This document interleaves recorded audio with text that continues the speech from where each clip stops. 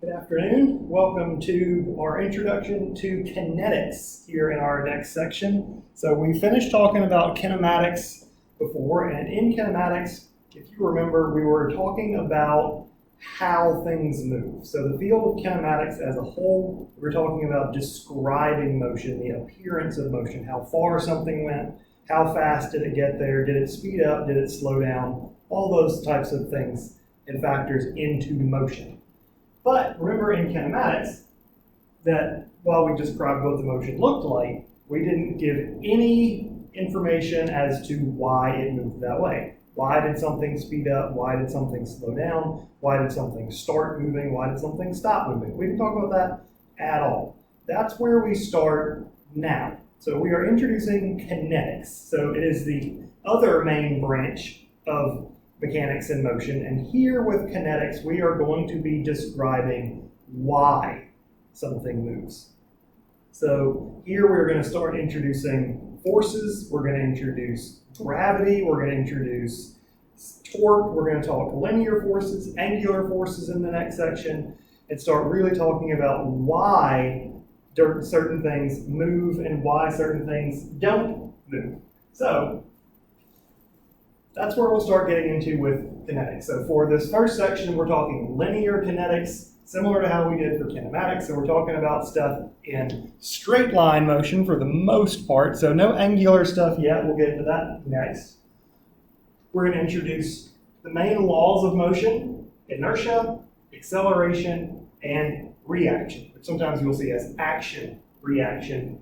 We will introduce momentum here, and we'll talk about a very important principle known as the conservation of momentum, which comes into play a lot when we start talking about collisions and certain injury biomechanics and things like that we'll get into a little bit later on.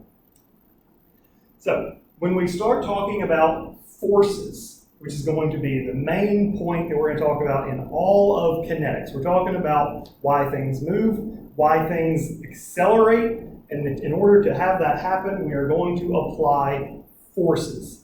So a force is how we're going to interact with the world around us. So it's how we're going to put force into the ground, to walk, to run, to jump, to sprint, to plant and cut, all these different things. It's how we're going to pick things up. It's how we interact with the world. And so when we talk about forces, and we get into the laws of that in just a minute, we're talking about how we apply a force to change an object's state of motion. Another way of saying that is how we apply forces to accelerate something. Okay? And so these laws of motion and how these kinetic properties are going to work go all the way back to Isaac Newton and Newton's laws of motion. He originally formulated these laws talking about particle motion in a little more niche, but these laws have been formulated and tweaked and tweaked and tweaked over the years, and they apply now not only to particle motion, but to all the motion we're going to be talking about in sports, and humans, and animals, and sporting equipment. All of these things will be able to apply these laws as well. Again, the laws that we're going to be introducing are the law of inertia, acceleration, and action, reaction. So Newton's three laws, and inside of that as well, we'll add a fourth, is about gravity. So inertia, acceleration, action, reaction, and gravity. Talking about Newton's laws of motion. Now, when we start getting into some of the concepts of kinetics, we talked about that this is going to be a section on why things move. Before we get into that, where we need to start that then is talking about why things don't move. Okay. And that brings us into our first big property of kinetics, inertia. Okay. Inertia is the principle that things want to stay how they are. Okay. Things don't like change, just like we as people don't like change. Okay. And inertia is the principle that things want to stay how they are. They want to stay in their current state of motion. What that means is that if something is not moving, and it's at rest, it wants to stay that way. If something is moving, it wants to stay moving in that same way. Okay, so things want to stay in their current state of motion. And that's going to be how we talk about inertia. Once we get into inertia, we are going to quantify inertia, so putting numbers to it, talk about how hard something is to move, in 3 different ways based on the state of motion the thing is in. Those 3 things that we'll talk about, those 3 states: inertia of things at rest, inertia of things moving linearly, and the inertia of things rotating. And depending on which state we are in of those 3, inertia will get quantified differently. Okay, so let's start with the simplest one of those, inertia of something at rest. Okay, so the inertia of something at rest is dictated only by one major factor, the mass of the object. Okay. So for something at rest, an object not moving, it's just sitting there, the thing that will dictate how hard that object is to move is going to be based solely on how heavy it is. Okay, so the mass of the object. Think about it, you go out, you go to the gym, you're going to go lift weight. They're just sitting there on the rack. Which one is easier to pick up? Which one's harder to pick up? The 5-pound dumbbell is a lot easier to pick up than the 150-pound dumbbell. Why? More mass, more inertia, harder to get out of that current state of motion that it is in. Okay. Now, an important distinction that we need to make is the difference in mass and weight. Okay, so while it's easy to get them confused a little bit when we first introduce them because we say the mass of something is how much it weighs, if we actually say the weight of something, that's a little bit different. So weight is actually a force. So it is a weight force that takes into account 2 things. 1, the mass of the object, and gravity's effect on that object. So it's the mass of the object also being multiplied by the magnitude of gravity, that 9.81 meters per second squared. So that constant pull down towards the ground of gravity, of you being influenced by the Earth. Okay, so mass, just how much something weighs, just the weight of the object, say pounds, kilograms, ounces, whatever. Weight is the mass of the object and gravity, so mass times gravity.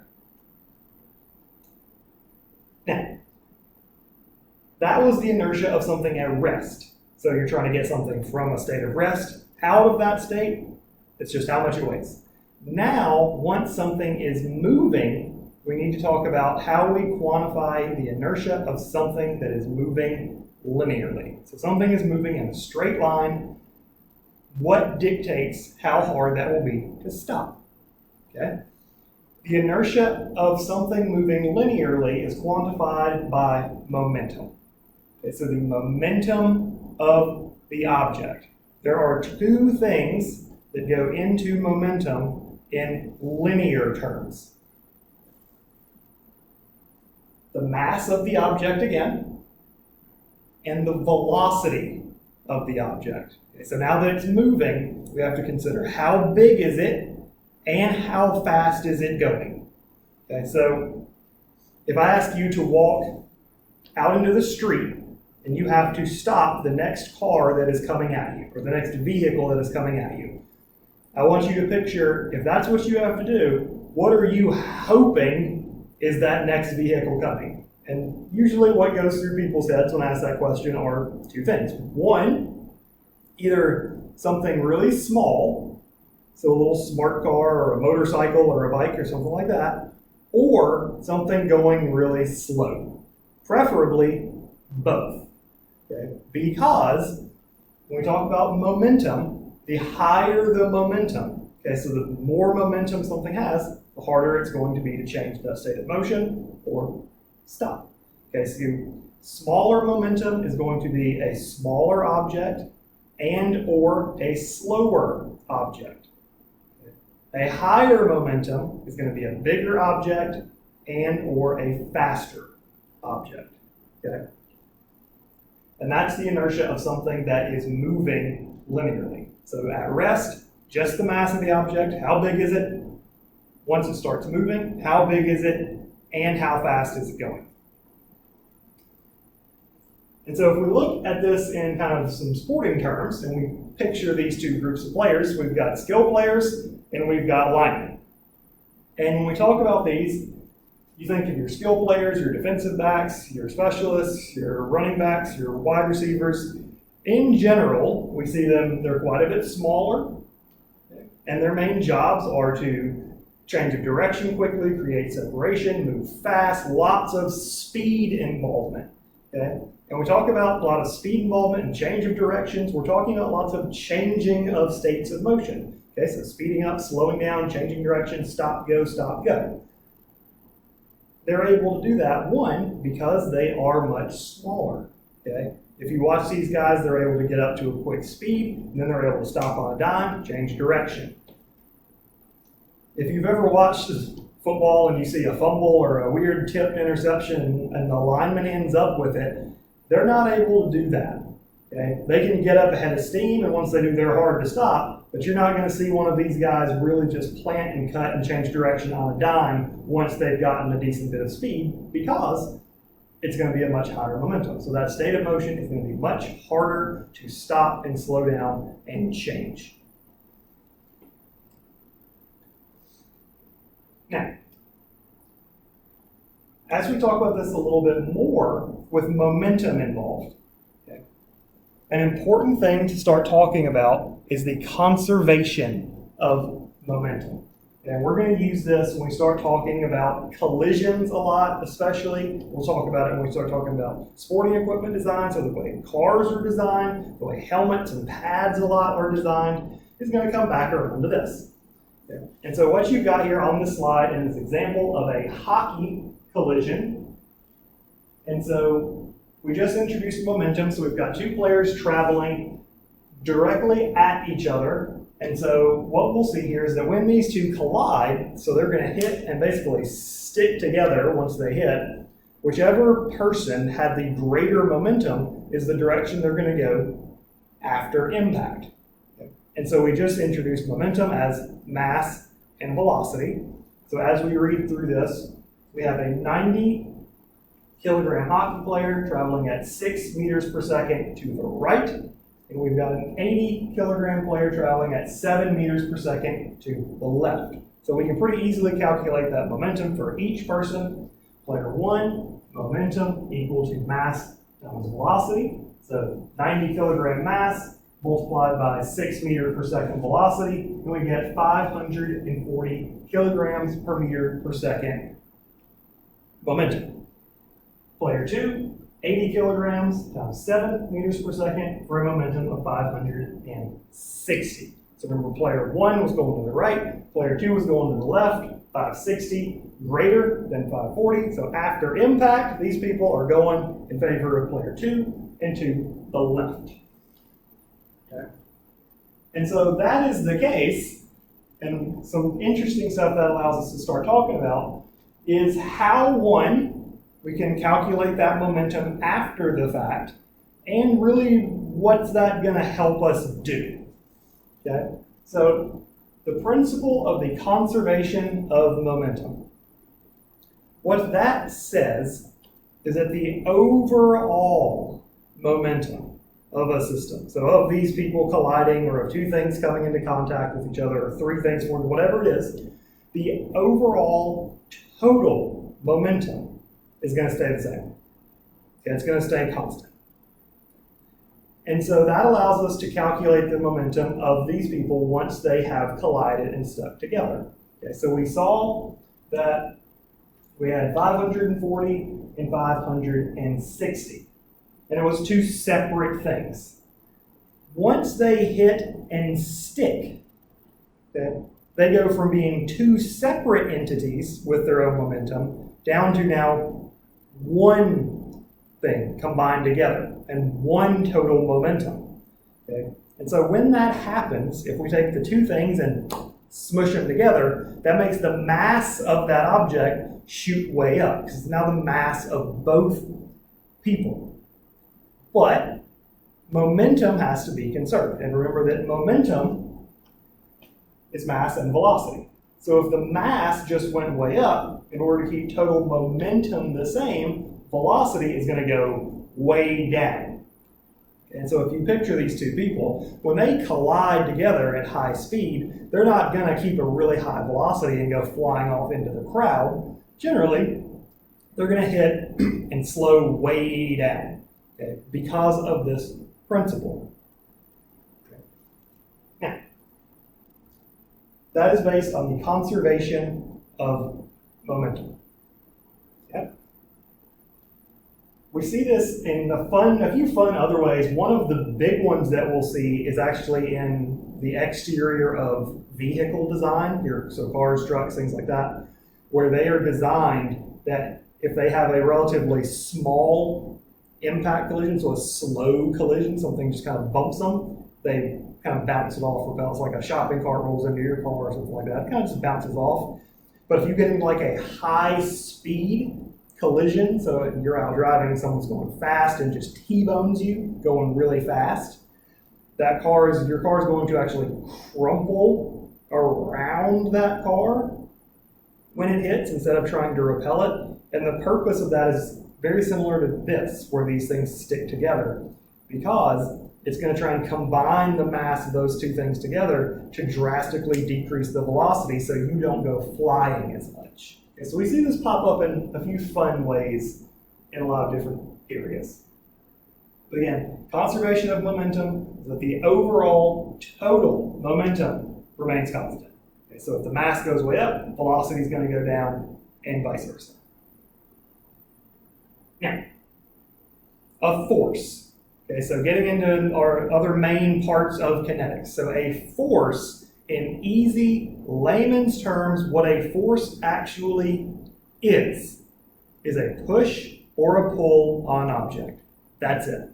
Okay, that is all a force is. It's a push or a pull. That's the only way we can produce force, to either push on an object or pull on an object, and that's it. Okay?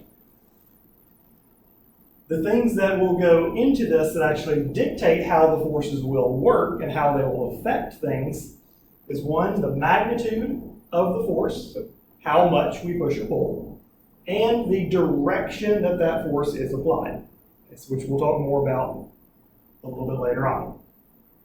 Forces are generally measured for us in the metric unit of a Newton, so a kilogram per meter per second squared, and we'll see them in English units as pounds. So if you stand on your, if you stand on the scale and bathroom scale at your house, you'll stand, it'll spit you out a number in pounds. That is measuring how much force you are putting into that scale and spit it out to you. Okay. So a couple things here that we need to mention. We've got our box. Two things that will be important moving forward of how these forces will interact with objects and dictate movement. One, the point of force application, so actually where the push or pull is applied on the object. And then if you draw a line through that line of action as well. So that's going to dictate the angle that that force is being applied at. So the line of action, sometimes you'll see that also as a line of force, synonymous terms. Okay. So again, a force is just a push or pull on an object, and the main things that we're going to be interested in, how big the force is, where it's applied on the object, and the angle that it's applied on the object. Now, so getting into Newton's laws, to kind of formally introduce Newton's laws, Newton's first law. Okay. Newton's first law is the law of inertia, which we've just been talking about quite a bit. The formal definition of Newton's first law is that an object in motion will remain in motion, and an object at rest will remain at rest unless acted upon by an outside force. Okay, so things want to stay how they are. Okay. That is the law of inertia, which we have been mentioning, Newton's first law of motion. Newton's second law of motion is the law of acceleration. This is the one that generally people are familiar with. They remember it from physics or algebra or some math class back in the day. A force, the summation of forces, is equal to an object's mass times acceleration. So F equals ma. So we're talking about how we apply a force. And what does that do to the object that we're pushing or pulling on? And when we do that, when we apply a force, the acceleration of the object that is produced will be proportional to the amount of force that we apply. Okay? Meaning, if I have my water ball and I want it to accelerate, so it's at rest right now, and I want it to accelerate. If I want it to accelerate just a little bit, I'm going to apply just a small amount of force. If I want to accelerate it faster, so I want it to move and accelerate quickly, I'm going to apply more force. So I can push or pull harder. Additionally, the acceleration of the object is inversely proportional to the mass of the object. Meaning, the bigger the object, the more force we're going to have to put in to make it accelerate. Case in point, water bottle, I push it, it moves. Doesn't weigh very much. I'm not that strong. If I push on the wall, does it accelerate? Technically, yes. We'll talk about that in just a second. But the amount of acceleration is very, very, very, very small because the wall is heavy. Okay, so really high mass, so the acceleration inversely proportional, very small. Okay. Newton's third law of motion is the law of action-reaction. What this law states is that for every applied force, so for every push or pull we do on something, there is a second force, equal in magnitude, opposite in direction, that pushes back on us. Okay? That is called a reaction force. Okay? So for every force we apply, there's a second force, equal and opposite, back onto us. Okay, so forces are always going to come in pairs. And so one of the examples of that we have in the top right corner. We've got a swimmer going in the pool, going into the turn and push off of the wall. So I would ask you to think about it. Why do they push off the wall? Hopefully it comes pretty quickly. One, to change direction, go back the other way. But two, when they push off the wall, what do? They speed up. Okay, so it gives them kind of a boost and it speeds them up off of the wall. How come? When we push into the wall, we apply a force into that wall. Okay, so we apply force into the wall. It is going to apply that exact same amount of force back on us. And so then the question becomes, why does it make us accelerate? Why does it make us pick up speed? If it's equal and opposite. Okay, so the overall force is the same. To answer that, we have to get into the equation of the force. Remember that a force is two things, mass and acceleration. Okay, so those don't have to be the same. Just the overall total force between the two has to be the same. So if we push into the wall, which one weighs more? Which one has a bigger mass? The swimmer or the wall? Okay, obviously the answer is the wall. Okay, so if that mass is really, really, really, really big, that means for the overall force to be the same, the acceleration has to be very small. Okay, so it's not zero, but it's really, really small. But then that reaction force back on us, because our mass is much smaller, our acceleration that we get is higher to make the forces equal out. Okay, so the overall force is the same in these pairs of action-reaction, but the mass and accelerations can be different. And that's how we utilize these to actually benefit us. The other example I like to use for this is if you're ever watching a game, hopefully football season will be back around soon, if it's not going on right now when I'm doing this video. And so with this, you're watching somebody, the receiver goes over the middle, and his quarterback kind of hangs him out to dry. Not a great pass, has to go up for it, and he knows going up for it that he's about to get just killed. He's about to get laid out. Somebody's just waiting for him to get in the air. As soon as that ball touches his hands, bang, gonna try and kill him. And a lot of times, not always, obviously, but a lot of times, when you watch this happen in real speed, in real time, they both go down, and the one you wouldn't really expect normally hops up, the guy who got hit, and trots off, whereas the guy who delivered the hit stays down a bit longer. Okay? And sometimes that's weird for people when they ask why. It's not always the case, but again, when that happens, one of the big reasons is that when that person's going in to tackle them, whatever force of that tackle they put into that player, remember, they're getting the same thing back on them as a reaction force. The difference is that the person who's about to get hit catching the ball knows it's going to happen and is probably going to try and brace, protect themselves a little bit, and be ready for that hit. Whereas the person hitting them is only focused on how hard can I hit you. Yeah, so they're not concerned about protecting themselves in any way. They're just trying to deliver the biggest blow possible, so that reaction force ends up actually hurting them a little bit more, which is interesting as we start breaking it down. Okay, so y'all had lab stuff on some force plate information and kinetics so far, I think. That's one of the big ways that we're actually going to see kinetics of these forces in action. So you'll have somebody, again, the plates in the ground, and we have somebody either stand on them, walk on them, run on them, whatever it might be, and they put forces down into the ground on the force plate. And we're able to collect those. Okay? So all the force plate really is a really fancy bathroom scale. So it measures the forces that you put down into it in all three directions. So your vertical forces, your horizontal forces, and your medial lateral forces. And the difference in the bathroom scale is that just spits you out one number. The force plates measure the force you're putting into it several thousand times a second.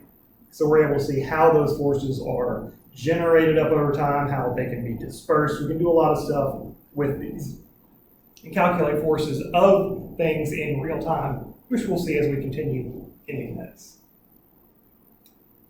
Okay, so linear kinetics, Newton's laws of motion. So inertia, acceleration, action, reaction, then momentum, remember mass times velocity, and the conservation of momentum. So talking about the momentum of an object, how when two things will collide, that overall momentum is conserved, and having familiarity with Newton's three laws of motion. So we're going to take these three linear laws, we're going to build them next into the angular versions of kinetics and start talking about how these very similar principles and information will affect things rotating.